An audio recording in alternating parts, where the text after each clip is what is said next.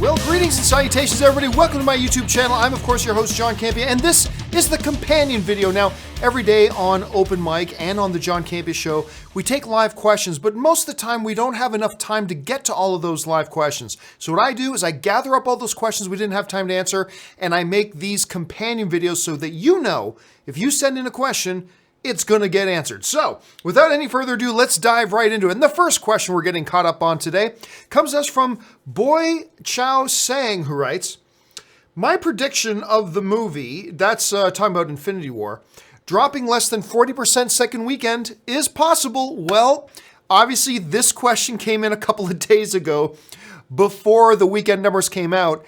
And no, Avengers Infinity War ended up dropping 57%, which is a perfectly good number for a movie of this size, a movie that had that big of an opening weekend. You'd expect it to have a significant, relatively normal size drop off because there's less people left to go see it who haven't seen it already. So it's a perfectly acceptable number, but I try to tell people like 40% or less was not really feasible. That was not possible. All right, DeQuincy Travis writes, Infinity War was life-changing. Haven't cried like that since Will's dad on Fresh Prince. 60-40 over-under, we get Adam Warlock and Captain Marvel in Avengers 4. Love all your work. I think it's almost a guarantee we're going to get Captain Marvel in Avengers 4, considering Captain Marvel is the movie immediately before Avengers 4 comes out. So that's pretty much a guarantee. Adam Warlock, I don't think so. I'm not saying he won't. I'm definitely not saying he won't, but if I had to put $5 on it, I would guess not. So I'll take the under on that. Darth Wayne 97 writes, so Ryan Reynolds is saying that he is uncertain a Deadpool 3 movie is happening. So my question is, do you think him not being certain is them focusing more on X-Force with Deadpool in those movies? No, not necessarily. Like a part of it is that, look, they've got X-Force to do after Deadpool 2. So they are focused on that, yes. The bigger uncertainty comes from, I believe, he talked about some other reasons as well, like, where do you go with the character now? What kind of budget do you do? But really the bigger issue is the uncertainty surrounding the potential Fox-Disney deal. Because if that deal goes through, that raises a whole bunch of questions. Now, Ryan Reynolds talked about that. He'll say, now look, he said, I honestly have no idea what Disney's plan is, but I gotta imagine they want to do a Deadpool. So I think most of Ryan Reynolds' uncertainty, despite some of the other things that he said, I think the vast majority of that uncertainty comes from, understandably so, not knowing what Disney plans on doing if this Fox-Disney merger ever goes through and Disney gets their hands on Deadpool. What do they do then? Disney hasn't been clear. So until that happens, and Ryan Reynolds says he honest to God, he said, I have no idea what their plans are at this point. So I think that has a bigger thing to do with it than anything else. All right, next one comes to us from Florian Stumpf, who writes, Infinity War, man tears all over the place. Spoiler alert. Yeah, I saw quite a number of non-dry eyes in the movie theaters every time I've seen Infinity War so far. So if you still haven't seen it, be prepared for it to be a little emotional in times for sure. Next up, the Halo Brony writes, this might be a stupid question. No such thing as stupid questions. I know this arm enhancements are always, do you mean to write notice? Anyway, I'll just go with thinking you mean notice. I notice arm enhancements are always on the left arm and not the right. Thanos, Bucky Barnes from the top of my head. Well, Thanos doesn't have an enhancement. He's just put on a glove. Yes, Bucky's arm is left, but I think that's too far, way too much of a small sample size to be able to say, they always do enhancements on the left. How many examples do you have? 20, 30? 2? So that's not really enough at this point. If we see 6 or 7 or 8 of them, then we can start going, hey, I'm noticing a pattern, but 2 is just a little bit too small. It's a good observation, but not enough to say that there's a trend there quite yet. It's a little bit too small of a sample size. Jamail Taylor writes, what would be fantastic about Fantastic Four in the giant MCU? Honestly, to me, nothing. Look, I've been on record before. I don't even want the Fantastic Four in the MCU. Not because I don't think there's potential for good Fantastic Four. The MCU is overcrowded as it is.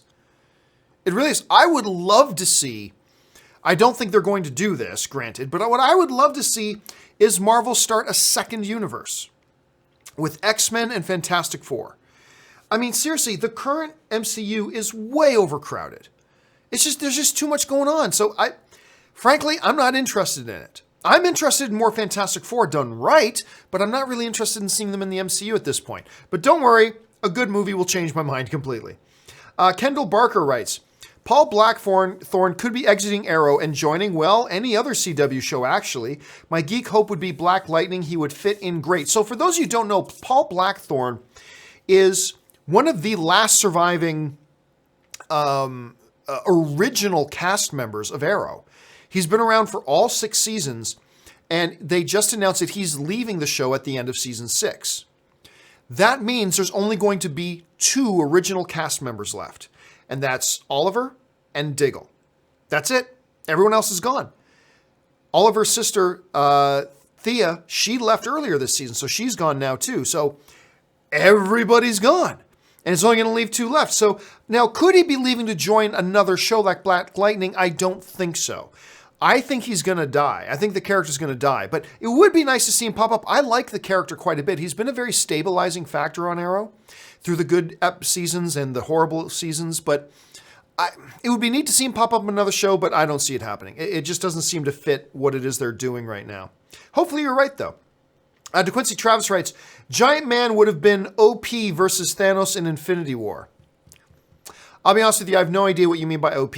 Once again, guys, if you're going to write in abbreviations, you're taking a risk that I'm not going to know off the top of my head what you're talking about.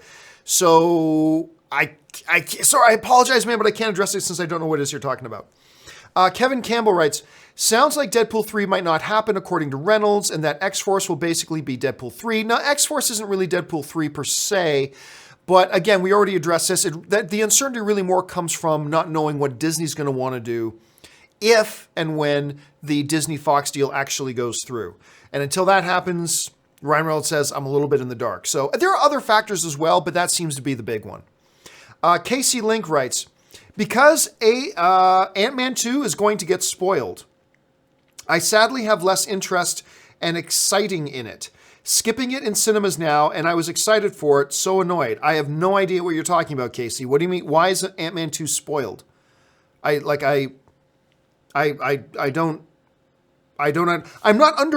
trying to undermine your feelings on it. I'm just saying I don't understand what you mean when you say Ant-Man 2 is going to get spoiled, so I'm so annoyed. You'll have to tell me what your context is, because right now, are there massive Ant-Man spoilers out there that I'm unaware of? Maybe, but yeah, until I know what you're talking about, I can't really reference it. Sorry about that, Casey. Florian Stumpf writes, where was the no shit Sherlock joke in Infinity War? Wasted opportunity. I say, no, that would have been awful. That would have been awful. Fourth wall breaking jokes are not what Tony Stark does. It's not what the MCU does. That's a Deadpool thing. I think a fourth wall breaking joke would have been out of place, awkward, and cringy, to be honest with you. If it was Deadpool, if Benedict Cumberbatch showed up in a Deadpool movie, that joke, gold. Absolute gold. In Infinity War, I think it would have been cringy. Completely out of place, out of pace with everything else going on, inconsistent with the way they've treated their humor and everything else in the MCU so far. So I'm very, very glad they didn't use that joke. Again, if we ever see Doctor Strange and Deadpool in the movie together, Deadpool making that joke, aces. Anybody else? Not so much. Whale Benali writes, I thought Silvestri's score was another reason why Avengers Infinity War was so amazing. Like Williams, he knows how to score the drama on screen orchestrally. Here's to real orchestral guys making a comeback. Well, I don't ever think they ever really went away. Like, there's never been anybody that, in the collective pop culture consciousness at any rate, there's never been anybody to replace John Williams. Like, when people think about the best movie music people, they think John Williams.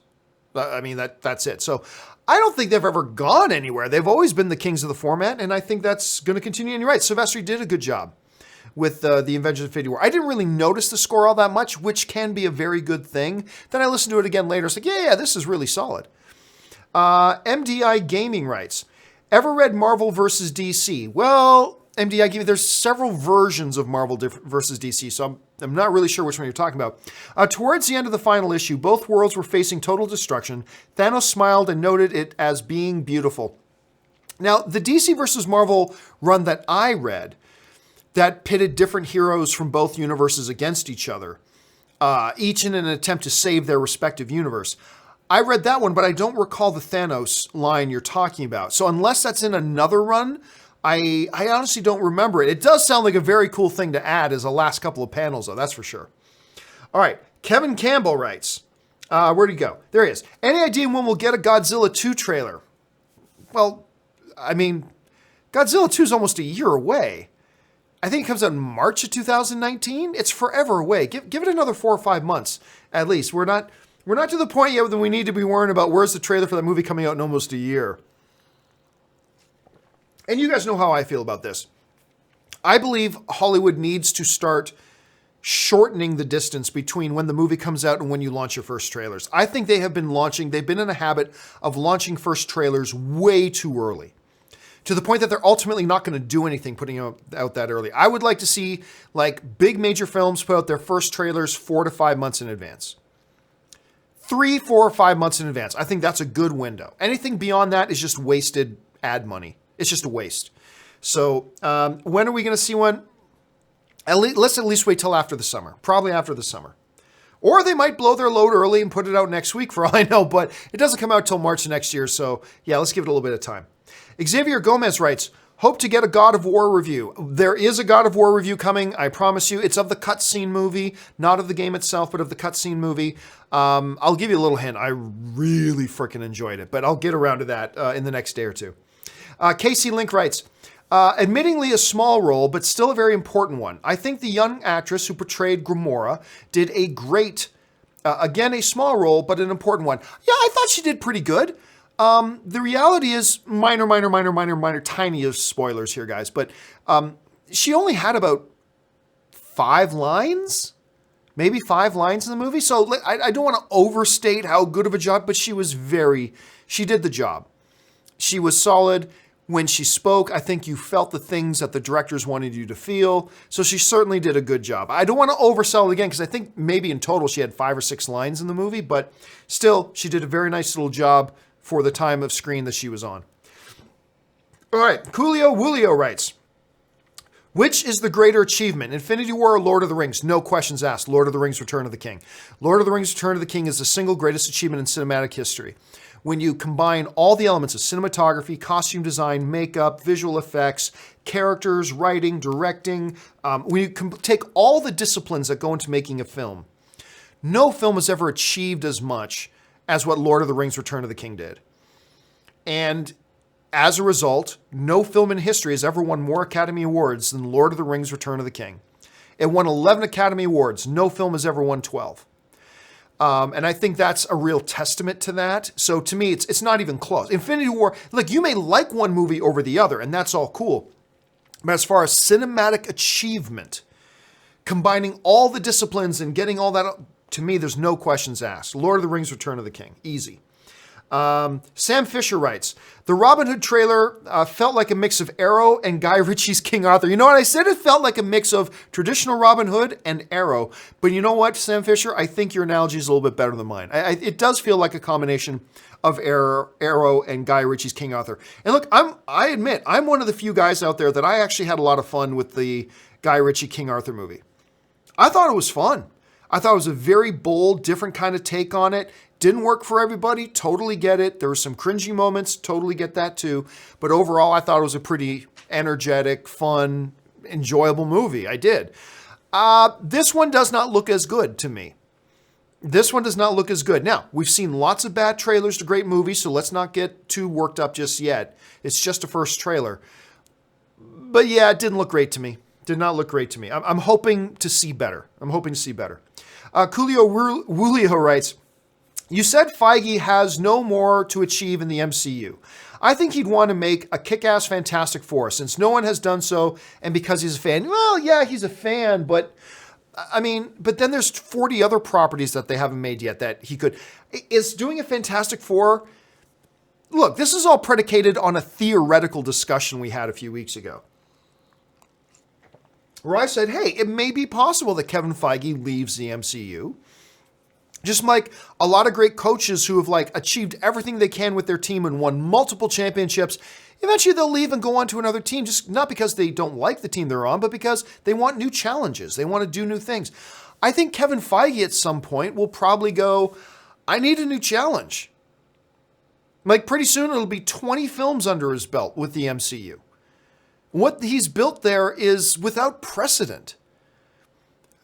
And I could see a time when somebody who's a creative guy like Kevin Feige, I could see a time when he starts thinking, I've kind of done it all here already. And I don't think Fantastic Four, look, let's be honest about Fantastic Four, shall we? Let's be honest. The fact of the matter is, nobody went to go see the movies that were out. But John, they were terrible movies. Fine. Just look back before Fantastic Four got canceled as a comic book series. Like nobody was reading Fantastic Four comics. I remember once doing an episode of Mailbag, and I made the point, and it was 100% accurate.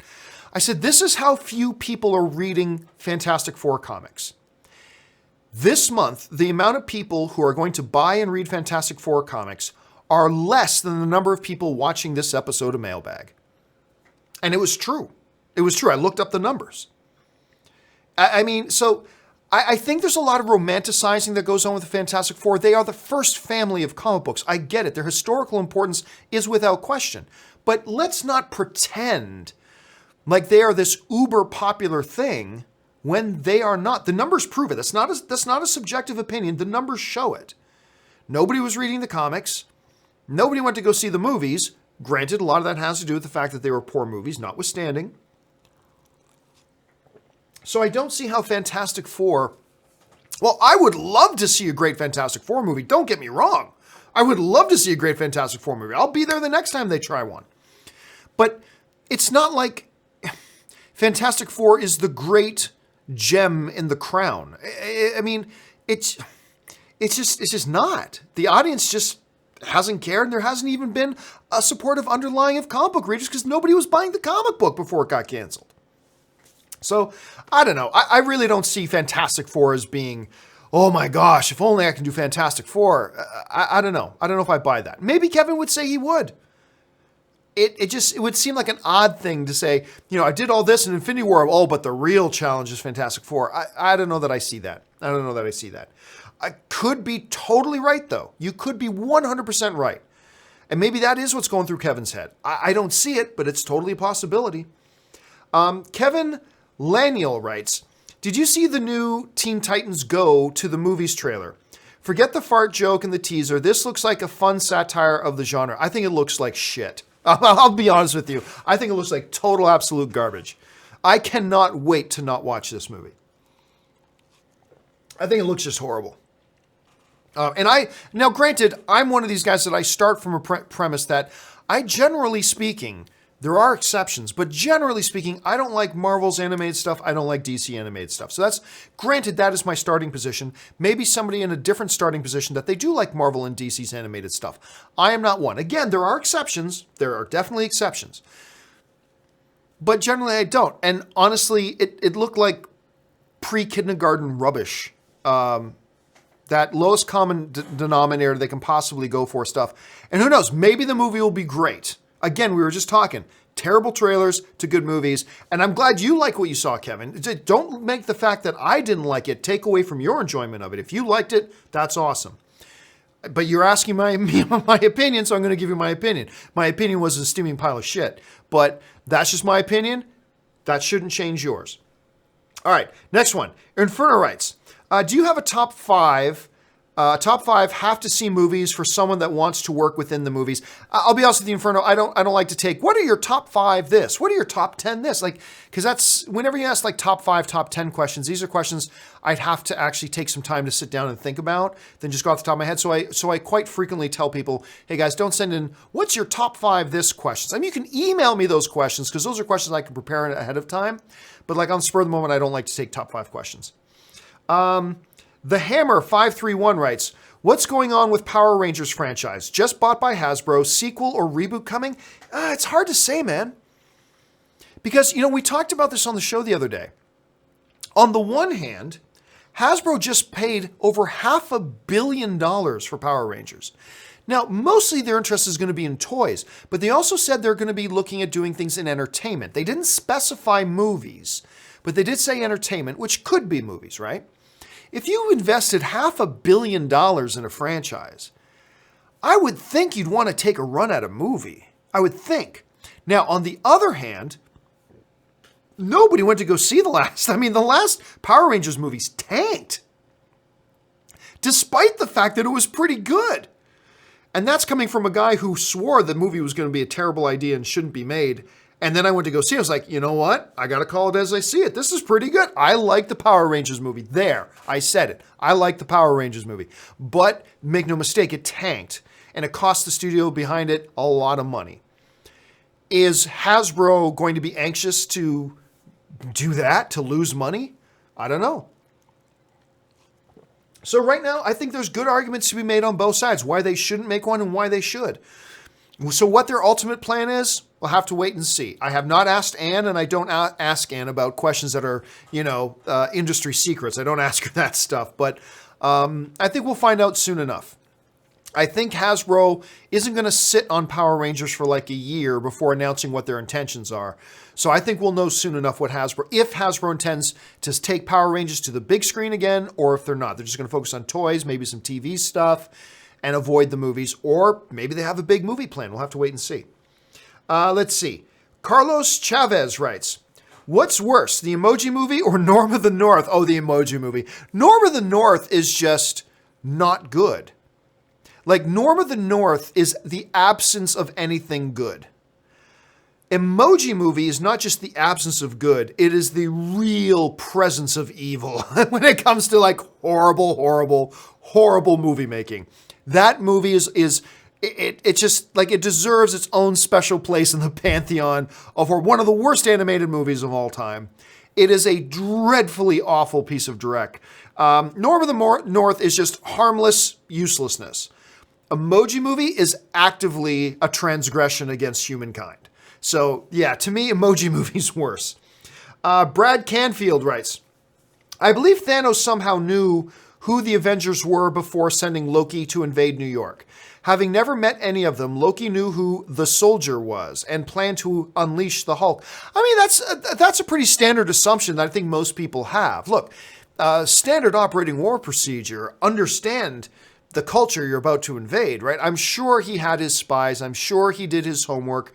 I'm sure Thanos knew a lot of that stuff and passed a lot of it on to Loki too. So that's not a new theory, Brad. I think feel secure that you're right about that, because I think a lot of people believe that this whole time. I believe that's also the truth, that Thanos did some reconnaissance or had people doing reconnaissance on Earth to understand Earth a little bit more before doing it, understood who the heroes there were. There you go. So I agree with you. Jeremy95 writes, love the show. Thank you so much, Jeremy. Just got to say that the Dominic Toretto jokes are hilarious. He will boost a ramp to the Asgardian ship and save everyone from Thanos.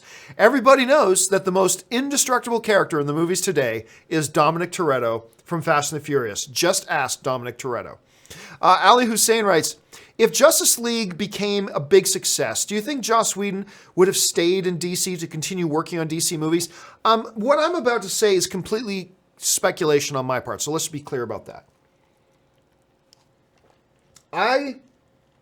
Everything that I see, everything that I know that are the few things that we all know are verified facts, leads me to speculate. I believe Joss Whedon had a nightmare of a time there. I really do.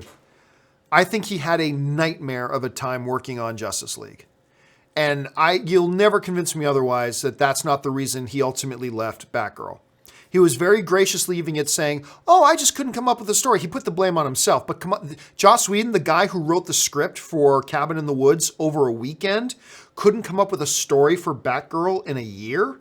Really? Yeah, I'm not buying that. I think he had a nightmare of a time there. We know they tried to make a push to bump Justice League back into 2018 to give them more time to do all the stuff they wouldn't.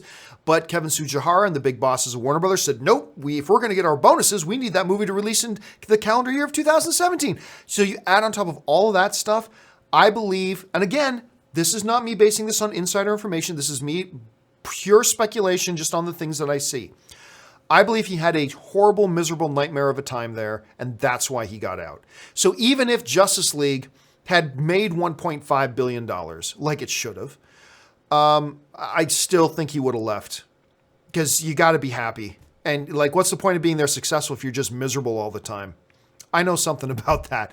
Then you just got to leave. You got to leave. And I think that's what he did. He decided to leave, and I think it was probably for the best. And again, let me emphasize again, this is not a news scoop. I'm not saying I have any insider information on that. That's simply my speculation on the events as they unfolded. Let's see. Ben Rayner writes, in theater, center or aisle seats? Aisle seat. I love aisle seat. I just like the ability to know.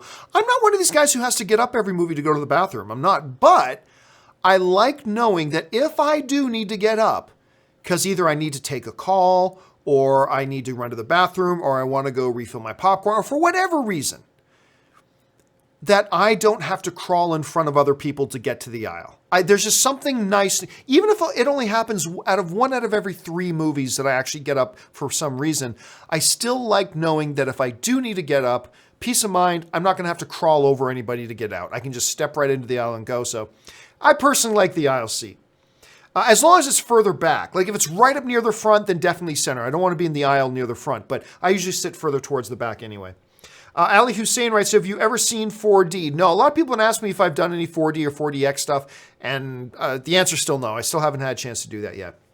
Justin Welsh writes, Toronto area has VIP at theater, and you can order food, but one establishment downtown doesn't have reserved seating on VIP. Hello, what does VIP mean? Hey, look, as you know, one I think the banes of being a North American film fan has been the fact that we still live in the dark ages in a lot of places in North America that we don't have reserved seating in some of our movie theaters. Almost every other country in the world has had reserved seating forever. Like I remember when I would talk about this issue, a lot of people in like different European countries would write me and say, wait a minute. Are you saying in North America you don't have selected seats? Like they look at us like we're some backward stepchild or something like that. Anyway. But it is, so instead of me getting upset that there are still theaters that don't have reserved seating, I'm just happy that the clear trend is moving us towards it. The majority of theaters now in LA, when I moved here, very few of them had pre-selected seating. Now almost all of them do. Not all of them, but almost all of them do. We're getting there. And I'm sure there are still going to be stragglers. There's probably going to be a couple of years before it's 100% across the board, but it is coming.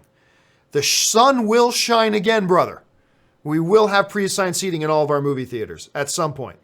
Let's see. ZCM Zombie Custom Maps writes, God of War yet. I have done the 8+ hour cutscene movie of God of War, and I will be doing my review of it here in the next 24 to 48 hours. Okay. Uchiha Obito writes, call me crazy, but the female member of the Black Order is one hot alien chick. Corvus Glaive got lucky if she's indeed his wife in Infinity War. You know what's really attractive about her? Besides being a total badass, her voice. I can't even remember the name of the actress who did the voice. Really, very like real sultry, like really awesome voice. Just a captivating kind of voice when she spoke. Eric Grathall writes, hey, John, it's my 30th birthday. Listen to you every day. Happy birthday, Eric, if that is indeed the proper pronunciation. Happy birthday to you, man. I'm probably a day or two belated by now that we're doing it, but happy birthday, and thank you for being here on your birthday, especially watching these videos here. I hope you had, past tense, I hope you had a great birthday. All right, Ali Hussein writes, what is better movie, Bad Moms or Girls Trip? Oh, easy. I like Bad Moms. I do, but Girls Trip was shockingly funny. So Girls Trip over Bad Moms. And I like Bad Moms. Inferno writes, has there been any word on a new 21 Jump Street? No.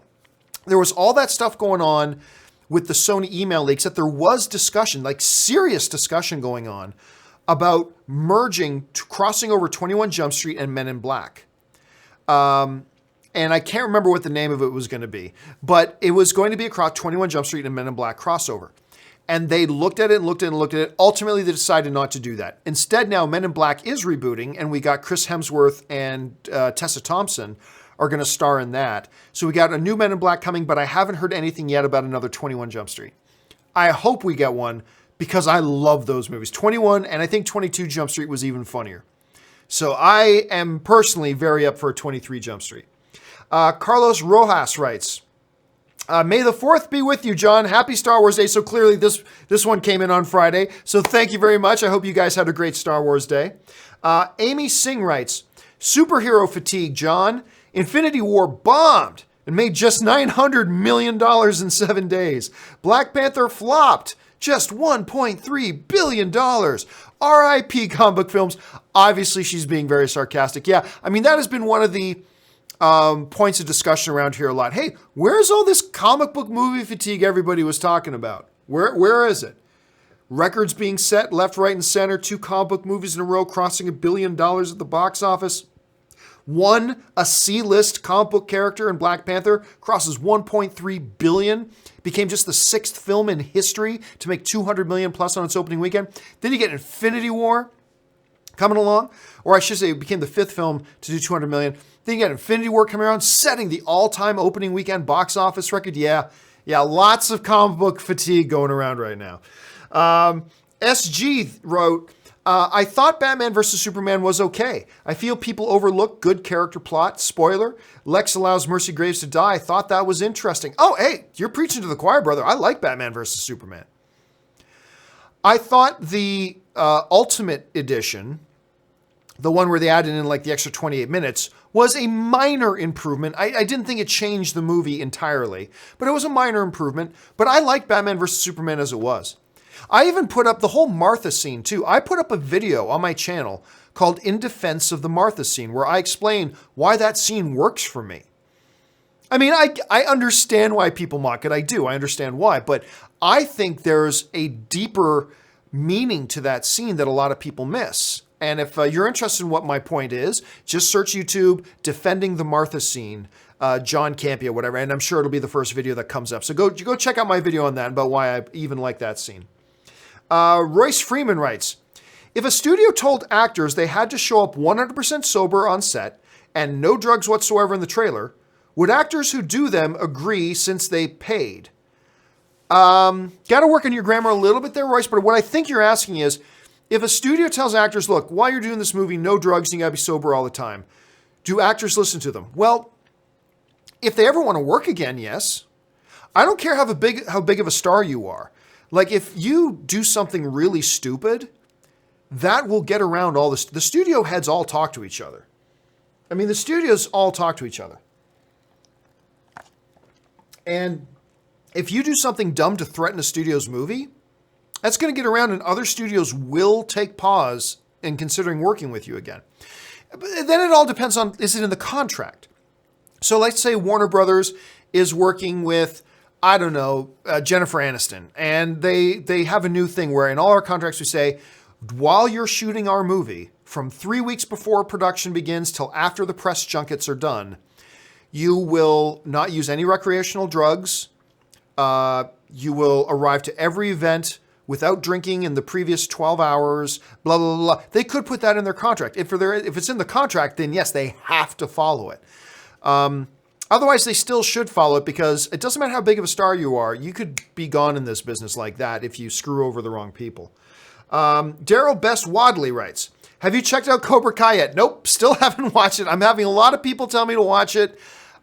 I just have no motivation to. I will get around to watching it. I just have very little motivation to because it just looks bad to me. But a ton of you guys are telling me it's good, so I will check it out. I just haven't done so yet. And the final question today comes to us from Chris Martin, who writes, happy Star Wars Day, John. May the 4th be with you. Again, this one came out on Friday. And thank you so much, Chris. I hope you had a marvelous Star Wars Day. And I hope all of you guys had a fabulous Star Wars Day. That will do it for this installment of the companion video. Keep an eye open. Every couple times a week, we put up new companion videos just to get caught up on all the questions that get sent in. Don't forget, guys, Open mic every day at 8:30 a.m. Pacific Standard Time. And of course, our movie news show, the main show around here, the John Campea Show, is on at 2 p.m. Pacific Standard Time in the afternoon. That'll do it for me, guys. Thanks so much for joining me. My name's John Campea, and until my next video, bye-bye.